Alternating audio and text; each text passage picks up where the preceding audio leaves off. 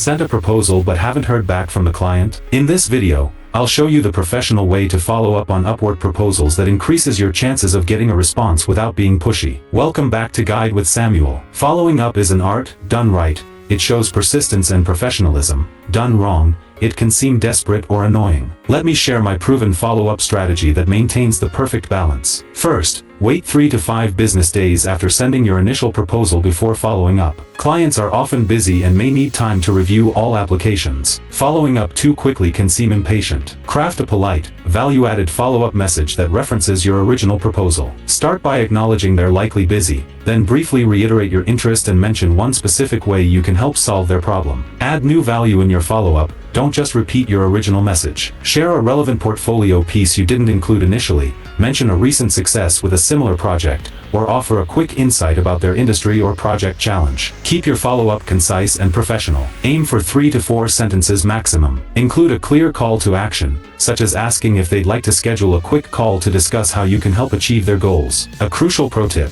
set up a follow-up system with multiple touch points. You might send a second follow-up 5 to 7 days after the first if you haven't heard back, but know when to move on. After 2 to 3 follow-ups without response, it's usually best to focus your energy on new opportunities. And just like that, you've mastered the professional art of following up. Strategic follow-ups can turn maybes into yes while demonstrating your communication skills and persistence. If this follow-up strategy helps you get more responses, please give it a like. What's the longest you've waited before getting a positive response after following up? Share your success stories in the comments below. To continue building your resilience on Upwork, subscribe for our next video on how to handle rejection on Upwork. Thanks for watching.